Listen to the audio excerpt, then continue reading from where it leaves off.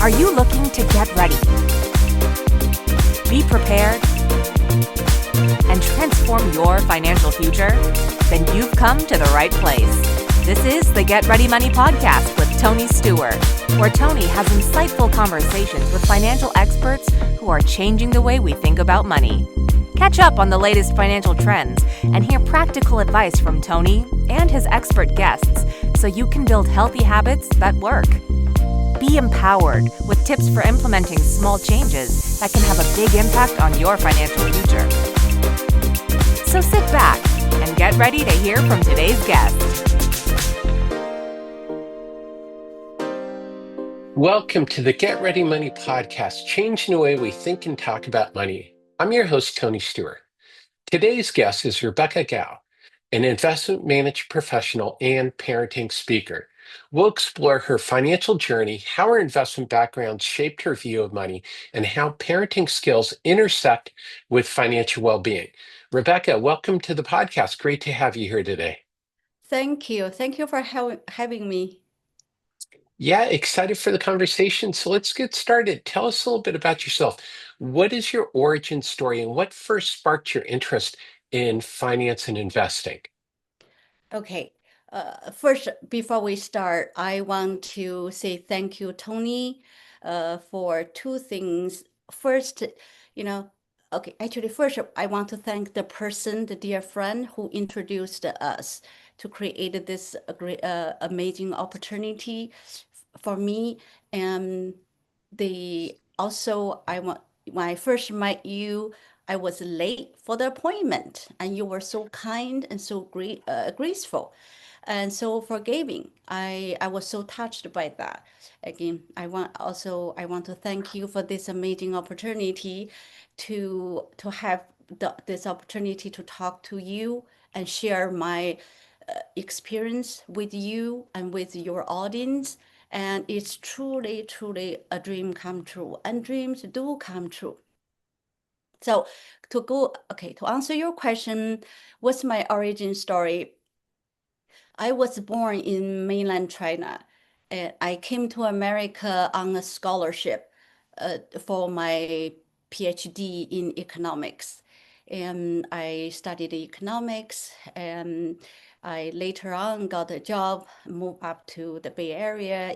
I have been in San Francisco ever since with my husband, who is also was a Chinese student, graduate student from mainland China, and we have two daughters, and one dog. You might hear her barking sometimes. So. Well, fantastic. Well, I appreciate your kind words and a shout out to Chihi Kim, who's also been on the show, who's the person who introduced us. Um, so, as you went through this, is how did that connect you with the world of money? I mean, was that something that you had started before you moved here from China, or was that something you were interested in before? I didn't know much about finance or investing until I was in my late 20s or early 30s. My parents, they didn't have money. They never invest. And when during my graduate school years, you didn't have much connection. You live at a dorm. You didn't have family or friends. And I didn't hear people talking about finance or investing. So out of sight, out of mind. So this is very critical when we talk about financial literacy. Right? If you didn't hear about it, if you didn't know about it, where did you learn? So the first time I ever invest is after I got a job at Wells Fargo in San Francisco. Of course, you have 401k. You need to make a contribution to your 401k. That's the first time I started or I ever invest. Well, that's fantastic. As you pointed out, is if we don't have the opportunity to learn, we're definitely not going to learn about money. So, in thinking back to your background, is how did it shape the way you viewed money, or did you really even as you mentioned, think about money growing up? Uh, okay, I came from a very humble background. My I never starved when I was a child as I was growing up, but clearly it was poverty, right? There was no running water, there's no gas stove, you have to make fire to cook. There was no running water, there was a water pump. And I grew up in the northeast part of China, harsh, long winter, no fresh food, no fresh vegetable. So it was hard. And again, even though I didn't starve, my parents were loving and caring. They did everything they could to provide for us, to give me every opportunity they could provide so I could study and have a better future. But I did see that if you don't have enough money, there or lacking of money could cause conflict and sadness. And I actually there were a I didn't have a lot of childhood memory, but some of the memory were related to the sadness, the conflict that's really caused by lacking of money. So I, from a very early on, I told myself that I have to work hard. I couldn't rely on my parents in terms of building a, a, a great future, so to speak. I have to rely on myself and I have to work hard and learn as much as I could. So I could be financially responsible for myself and also to help my parents, help my younger brother, my older brother, my family, the relatives. Well, that's fantastic. And I think that's pretty important because sometimes when we talk about money is we leave out the part that you do have to work hard. You do have to learn as much as you can, and you do have to rely on yourself. I think, there's so many people out there who think that there's a simple financial thing that's going to pop in to their heads, that there's magic and all of a sudden you're going to be rich. But everybody I've had on the show has talked about, that you have to work hard and that learning is essential. So, as you went through this, what helped you to learn is, you got to Wells Fargo. And then, you went from Wells Fargo to managing, if I recall correctly, investment portfolios. So obviously there's something that happened in there between. So what helped you on your journey? Okay. I Okay, again, go back a little bit. When I was in China, right? The only way out for me was to study, have good grades, to go to good college, and then later on to say, oh, to go to America, that's the dream, American dream. So again, I achieved all those through starting hard. I was lucky. Okay, a lot of people study hard, they may not achieve this American dream. So I was lucky enough to be able to get scholarship and come to America. And so I came to San Francisco. So my first job, and my husband got a job at a high-tech industry in the Silicon Valley. This is during the dot-com boom. Lots of plenty of high-tech job available. If you refer your friend to a job, you could get $4,000, $6,000 referral fee. That was the job market during at that time in the Silicon Valley high-tech industry. And then that's the first time you heard about, oh, stock options, oh, stock split, oh, when stock split, then it went up and it split again, went up. So everyone was talking about stock market. Of course, I was, oh my God, let's play with the stock market, let's make some money. And then the dot-com, of course, bust, right? And I saw a lot of people lost everything because you have a pretty sizable, nice investment portfolio, but you bought the stock at the peak, right? And then the market drop. If you bought something at $200, it dropped to $100. You felt like, oh my God, that's so cheap. I'm going to buy more. I'm going to double down.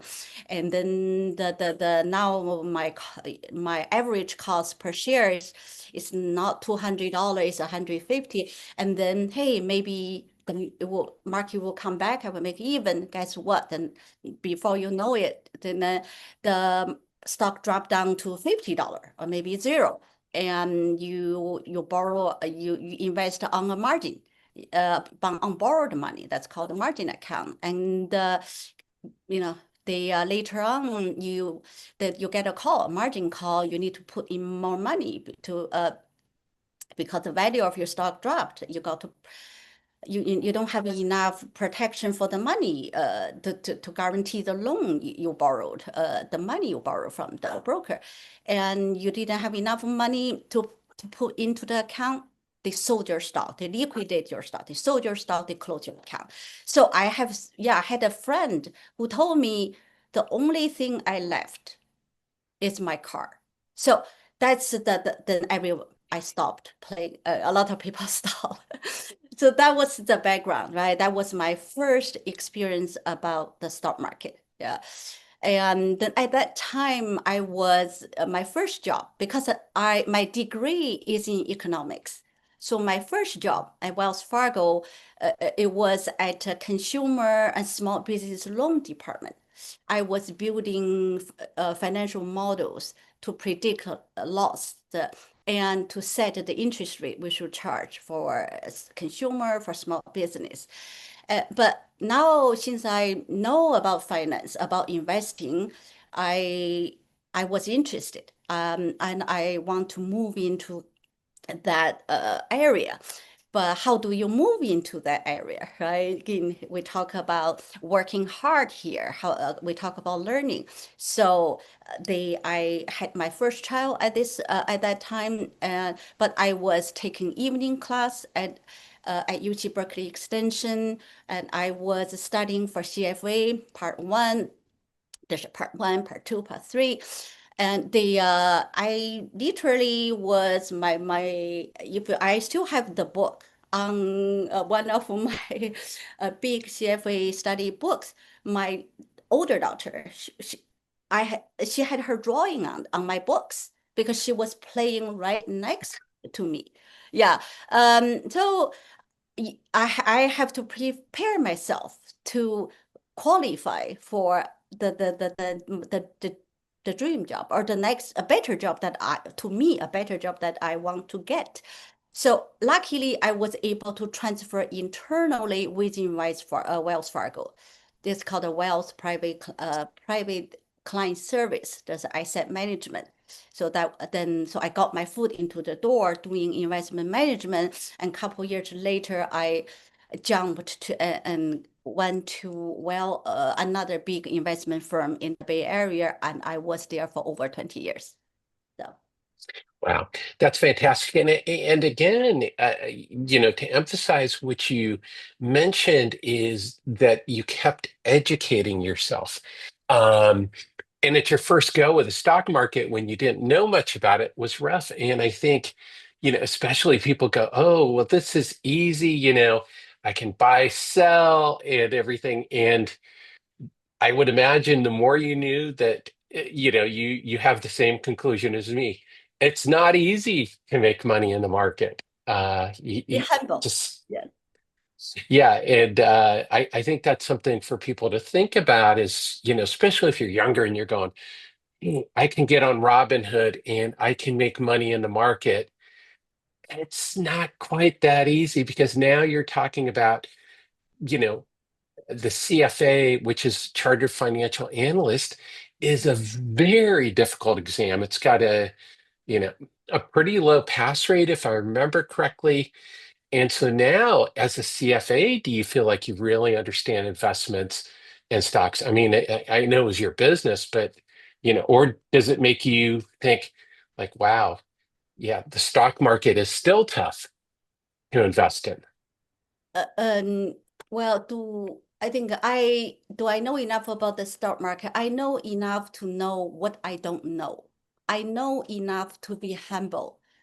So I know that I no one has the crystal ball. I know we cannot predict the future. I cannot be the expert in every industry, biology, AI, I cannot be an expert in every industry and in every company in industry. So even the analyst, right? Even an analyst, they follow an industry, they follow a company. Again, can where did they get? Yes, they have some fundamental analysis. They look at the spreadsheet. A lot of that is the past, right? How much money this company made in the past 1 year, 3 years, 10 years. But things are changing so rapidly. It's the future, right? It's the okay when the Apple the phone came out, right? That's a new thing. In the Tesla, the new technology, everything. So it's really, really hard to predict who will be the winner in the future. I learned I couldn't predict. And also, I learned that the majority of stock pickers, they couldn't beat the market. When I say the market, I mean the market average. For example, the S&P 500 index, they measure those US S&P 500 largest companies in the US on a market cap weighted basis. Okay, you look at the performance, right? What's the return every year? And the majority of money pickers, the famous active fund managers, again, the majority of them could not beat the market, the return of a broad-based market cap-based index. And yeah, also they they might be able to beat it in 1 year, but they cannot beat consistently in the long run over 5 years, consistently over 10 years, over 20 years. So I learned that, hey, I'm just going to trust the go with the market. So why invest? I invest in a broad, a market cap based index. Okay. And I go long term and I diversify. Okay, you can diversify between country. We call them GTAA, Global Tactical Asset Allocation. You have some in the U.S., some in the Europe. The Europe has been doing really well relative to the U.S.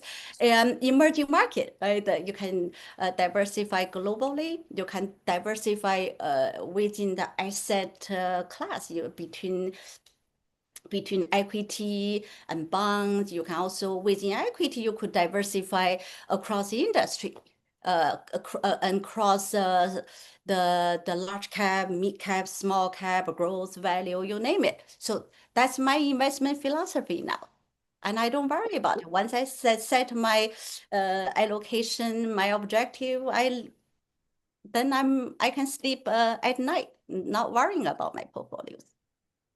Yeah, well, that's awesome. And I hope for everybody that, is that you can take away this that it's hard to pick individual stocks. And it's something, that I've gone through with my son in teaching him about investing. And I say, look at it this way, is you're competing against somebody like you.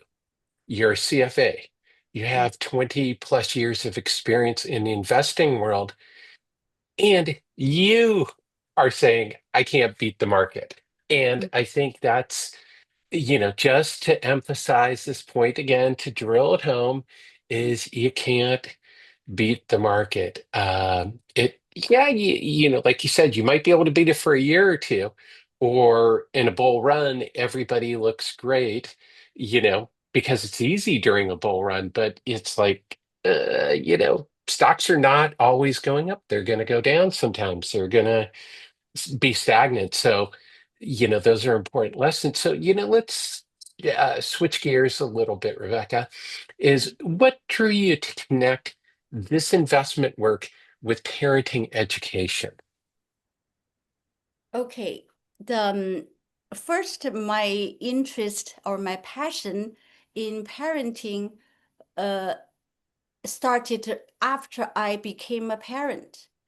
And after you became a parent, all of a sudden, you are responsible for a life, you know, and you, what do you say to them? How are you going to raise this child?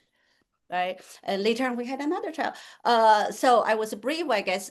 The so that's I felt responsible as a parent, and I needed to learn, right? Because I how so I took seminars, I bought books, I went to a parenting workshops, and there was at one parenting workshop I ran into a book. The book is about communication. It's called it's American classic. Came out in the 80s. It's called the title is How to Talk So Kids Will Listen and How to Listen So Kids Will Talk. I read it. I just love it. The spirit, how the respect they have for their children. I just like I said, oh, I need to share this book.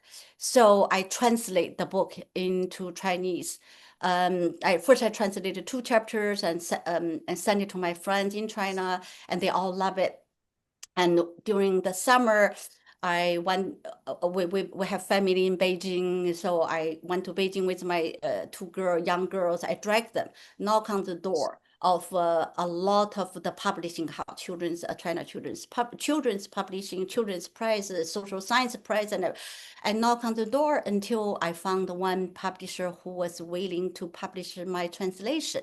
And the book was published about I think maybe 8 years ago in China. It went to the top on the chart. And now, just a few years ago, I went back to China. I was invited to give a talk on parenting in the audience. Okay, when they introduced me, of course, they don't say Rebecca, they say my Chinese Gao Rong. They don't say she's a portfolio manager. They say she's the translator of this book. And people in the audience and the moms and got up and say that book is on my bedside, it's on my nightstand. So that's my passion about learning and sharing about parenting, that can learn how to communicate with kids, how to support our kids. And then that's the first part.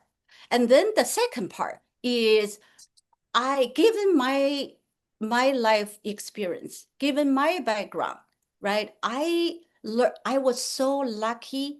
I gained the financial literate knowledge. And so I built a pretty financially secure life for myself and for my children. But I want to pass those financial knowledge to my children.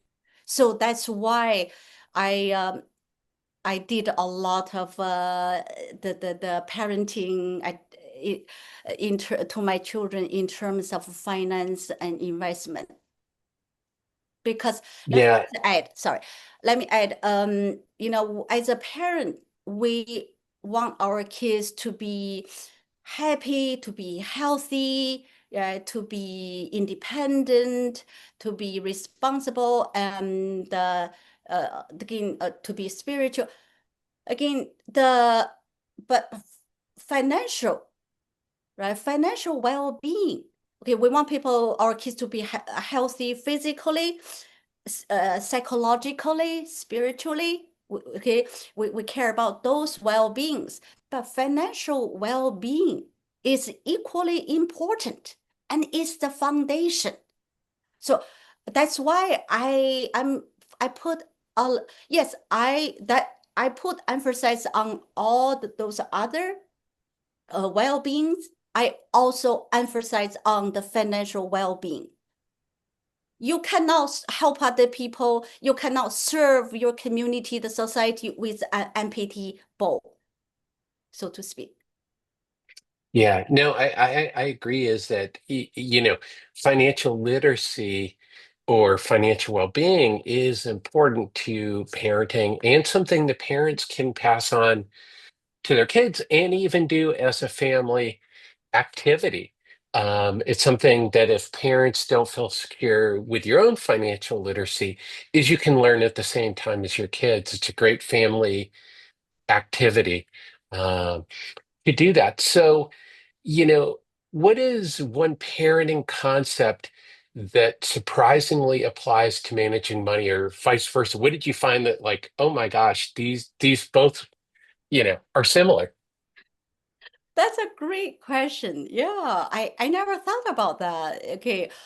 Um, but that's such a great question. So I would say, let me name a few things. Okay. I the So if I can reframe the question, right, again, the parenting, investment, the making money, the principle, and how do we teach those principles to our children? I would say the first, I go back to the values. We need to teach our children, we need about values, right? Why do you need money? What monies are for? Again, as a the I I mentioned my background. For me, money is for me first. I need money to help myself, to make sure I don't become the financial burden of my loved ones and or the society. Second, money gives me the means to help my mom. My mom is at a senior center now, and it's not cheap.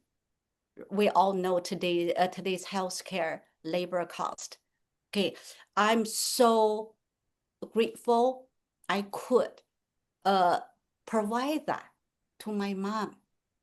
Uh, so the and also to provide for to have the financial means to help my children, to help them with their college, and to help other people, to help the community. You might have prepare a lovely, delicious dinner for your friends or the community someday. Then I'm so glad to have that means. So that's one part. Why do we need the money? So we need to think about that. That's the foundation of all the future conversation between parent and a child. Oh, can I buy this Gucci bag? Okay, can we do this? Can we do that? Right? So how do we talk to our kids about money? So it's our values. So um, I would say again, talk to our kids. Are there ways we could have happiness, achieve happiness without spending money, right? So that's the foundation I would say that we need to build in order to add financial literacy, saving, investment, to add those, if you think about a pyramid, right, the foundation. So that's the first thing I will mention. The second, I would say, be patient. In investment, we talk about long term, right? If when you invest, you don't hope tomorrow I'm going to make how many dollars, but you are investing in the long term. And the same thing for children. Children, you are talking about 10 years, 20 years, even beyond, right? So long term, be patient and long term. And another thing is, I would say, is be humble. As a parent, we we need to be humble to acknowledge that we are not perfect and we don't know everything, right? Even let's say it comes to the financial market, we don't know everything, but I'm willing to learn. right? I'm aware. Okay. I can go to a class. I can listen to Tony's podcast. I can ask questions. So that's it's very important for parents to set this example. Say, and to acknowledge finance is such a broad and deep, complicated field, right? The investment, insurance, risk management. But again, if we don't know everything, we try to learn to gain some general knowledge, but then we should consult with experts in the field. So that's the second part. I would say the last part, that's something that's very, very dear to my heart when it comes to parenting and when it comes to investment. Right? That's the same thing I'm saying to my children, to other parents, and the same thing I'm saying to my big clients. We are talking about big sovereign wealth funds. Okay, what I meant is you focus on the process, you focus on your effort, not the result. For investment, for example, we focus on the if I focus on the result, I'm saying I need to make this percentage of return. I need to make this much money in this time window. That's like sitting at a gamble table, right? Think about how you will feel, the stress, the nervousness. Again, how can you guarantee something? The result, it often is out of your control, no matter how much effort you put in, right? Who would predict that COVID would happen? A market would be down 20, 30%, right? But instead, we focus on our effort, right? For the children, we focus on learning, we focus on acquiring skills and knowledge. For investment, we focus on the process. Okay, we talk about long term, we talk about diversification, we talk about broader market based. So there's a process, because when I met with clients, they will ask me, "What's your process of handling corporate action? What are the?" Yes, we talk about the process. Of course, in the long run, right? You have to show your results in the long run, right? When you meet with a client, they say, okay, well, yes, I like your process, but your process cannot be wrong, couple years in a row, right? In the long run, your process, you have to show positive, good results. And for children, for parenting, again, the long run results, again, it's a little tricky when you had, again, going back to the values, you focus on your effort. What's the result? The results, you are getting better, you're learning, and you can, no matter what job you have, no matter how much money you have, you able to help other people make a contribution given your capacity. So I think these are I think the investment parenting, the philosophy, they go hand in hand. Yeah, well, I love it. And to walk back is that it all starts with values because you didn't say it starts with understanding investments. I You never said didn't, yeah, you didn't nobody did. talk at No. all about that. And I think that's important for people to take away is that, yeah, that particular tool that you use becomes important at some point, but that's not at all what you talked about. You talked about values, you talked about learning, you talked about the process, you talked about the effort.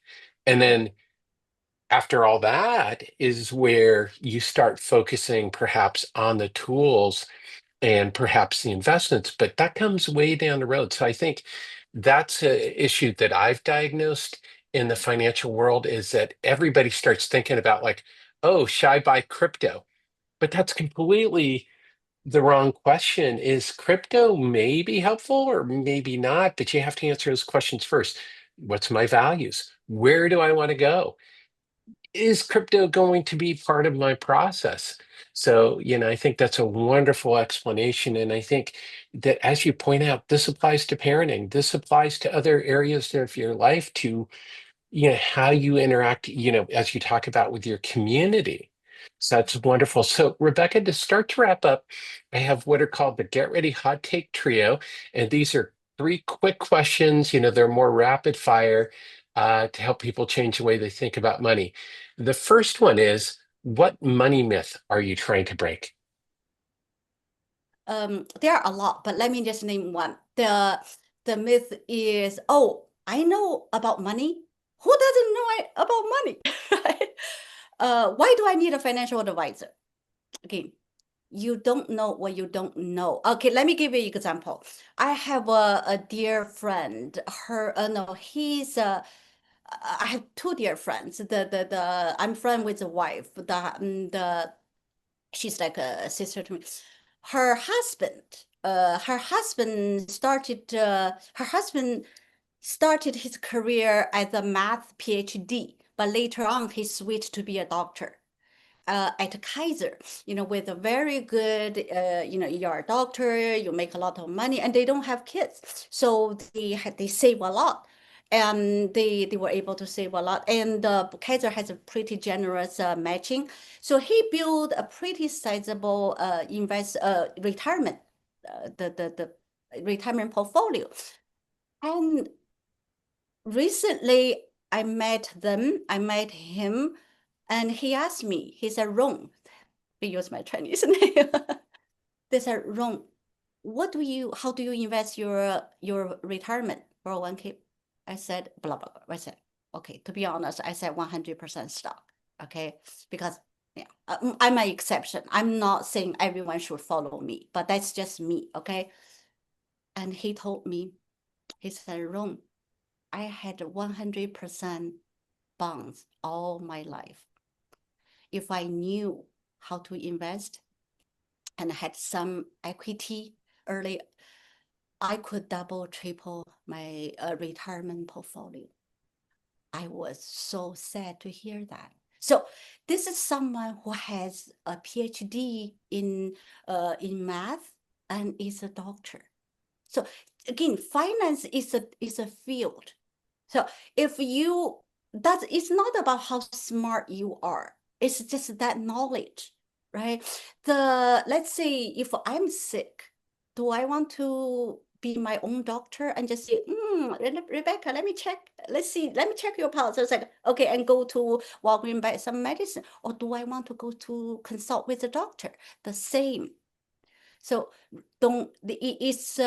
it's good to be humble, to realize that finance investment is a broad, deep, complicated field. And just like you go to a doctor for checkup, it's good to consult with a financial professional. Maybe not all the time. You don't have to pay 1% fee all the time. Maybe 1 hour, 2 hours is worth it. That's my feeling. That's wonderful advice. And actually, that's an analogy I use, is, that you do know when to seek out medical advice. Is, if you get like a small cut, yeah, you can put a Band-Aid on it. But if you have a major compound fracture, you're not going to treat that at home. You're going to go to the hospital, because you know what you can handle at home. Well, usually most people know what they can handle at home when it comes to a medical emergency. So, Rebecca, let's get out the time machine for a minute. What advice would you give your younger self if you could go back in time, knowing what you know now about money? What would you change? Okay, can I say two? Okay. Sure.